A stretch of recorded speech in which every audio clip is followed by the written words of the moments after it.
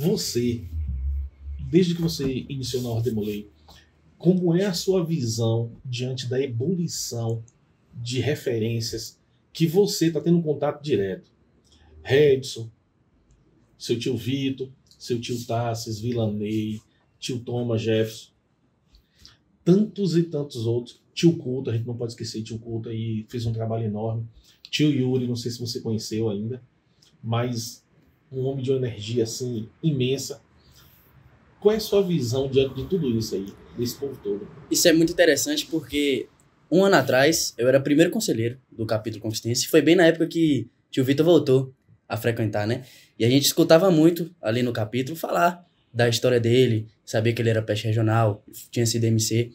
E uma lembrança que eu tenho, muito vívida assim, foi em uma reunião administrativa que a gente fez depois da reunião, não lembro se foi da nossa ou do Guardiões, que a gente foi pro Açaí discutir algumas coisas do capítulo, né? Eu ali tava no caminho pra me tornar MC, tava no final da gestão de Gabriel Mascarenhas, e a gente sentado ali conversando, eu olhava pra tio Vitor e falava, pô, esse cara é regional, que massa, foi mestre conselheiro, e eu tava no sonho, né, na luta de ser MC. E hoje, tá ocupando o cargo que eu sonhava um ano atrás é algo muito especial, muito gratificante. Rafoso também é uma grande inspiração pra mim, e hoje é um dos meus melhores amigos na vida, no geral. Redson também chegou depois, né, de eu já ter me tornado MC, que ele foi pro... Acho que, na verdade, você chegou como... Eu cheguei com o Canguçu, só que eu fiquei frequente mesmo no Conquistência depois que tu começou mesmo. Foi. A tua gestão. Exatamente. Mas eu cheguei junto com o Canguçu. Na primeira reunião, minha primeira reunião, você tava lá. Foi. Eu cheguei lá assim, aí, pô, fazia 10 anos que eu não via Canguçu e ficava olhando assim. E eu 10 anos que eu te vi, que tu era criança. Pô, eu era moleque, mano. Desse tamanho de bochecha. Aí eu ficava vendo, eu fiquei olhando pra Canguçu assim, eu falei, rapaz, será que é ele, velho? Aí acho que Paulo que viu. O que você tá olhando pra ele aí, pô? Canguçu, pô, é ele? Pô, ele me iniciou, pô. Foi massa esse dia. Massa demais, o reencontro. O primeiro rosto que eu lembro depois que a gente passa pela iniciação, né? O primeiro rosto que eu vi foi ele, pô. Então pra mim era um cara outro nível, pai. Te estendi a mão de novo. Né? E pra vocês verem, né, como é que a vida nos traz tantas surpresas positivas e gratas. Todos vocês agradecendo a referência que seu tio Vitor é tudo. E quando eu estava como consultor do capítulo Conquistência, e aí tio Ari Osvaldo, nosso irmão Ari Osvaldo, virou e falou, Araújo, você tá indo lá pro priorado. O que é isso? Não se incomode. Seu irmão Vila e seu irmão Couto estão lá. Sábado você vai falar, moço, como é que eu vou trabalhar aqui? Vou trabalhar lá. Lá é outra experiência, tudo.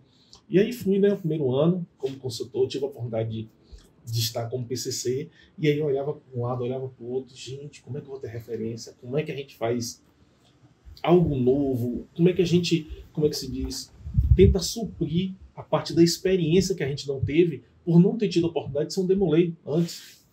Aí, ia atrás de ouvir, e aí, tô no caminho certo, tô fazendo isso, a ideia é isso, e sempre contagiando a gente com positividade. Siga em frente, vá. Então, quer dizer, vocês mais novos tendo ele como referência, e eu mais velho do que vocês três também tendo ele como referência. Isso é gratificante demais, e a vida proporciona isso, é muito bom. Eu fico até um pouco sem graça, assim, porque a gente não tem noção desse impacto, sabe? Assim, eu lembro que assim, quando eu era Demolei ativo, eu já falei isso em capítulo, principalmente quando eu fui mestre conselheiro, Santos já viu, eu falei assim, eu abri mão da minha vida. Eu falei, não, você Demolei durante 6 meses, só Demolei. E fui, mestre conselheiro regional é outro sistema, né? É mais assim, eu sei que no roteiro tinha uma pergunta assim, mas o mestre conselheiro é mais uma coisa operacional ali, de pegar e atividade, o regional é mais estratégico. E a gente tinha muito lance, assim, de terminou nossa jornada, a gente ia embora. Então, assim, 10 anos depois eu volto, os caras ainda estão nessa... eu não tinha nem noção desse impacto, porque pra mim foi uma coisa, assim, que ficou 10 anos atrás, que vieram outros caras depois, e outras pessoas, né? E isso é importante pra gente refletir também a respeito do nosso papel como liderança, né? Assim, as marcas que a gente deixa, tanto positivas como negativas, como elas perduram ao longo dos anos, né? Então a gente tem que ter consciência dessa responsabilidade também como liderança. Não fazer querendo ter esse reconhecimento, a gente faz porque a gente ama. Agora, tem que ter cuidado para não fazer também... Do mesmo jeito que você falou que se te veio, podia ter dito uma palavra mal colocada, que podia ter te desmotivado, podia ter te tirado de um caminho ou te feito desanimar com o Demolay, com qualquer coisa. Então, essa responsabilidade que a gente tem que ter, né?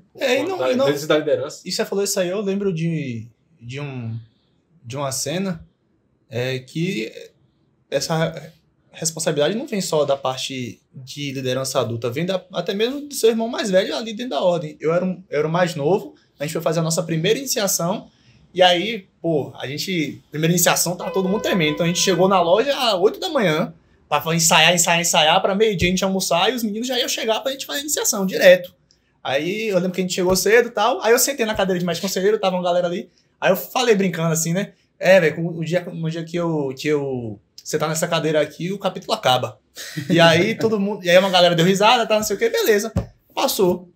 Aí chegou uma. Eu não lembro se foi não, acho que foi uma outra reunião. O primeiro conselheiro levantou, fez a fala dele e tal, fazendo alguma fala motivacional e virou pra mim e falou: no dia que você for o mestre conselheiro, eu vou estar aqui pra aplaudir você de pé. Porque eu confio em você. Ó. E rapaz, aí isso aí me criou um sistema de dever, até mesmo.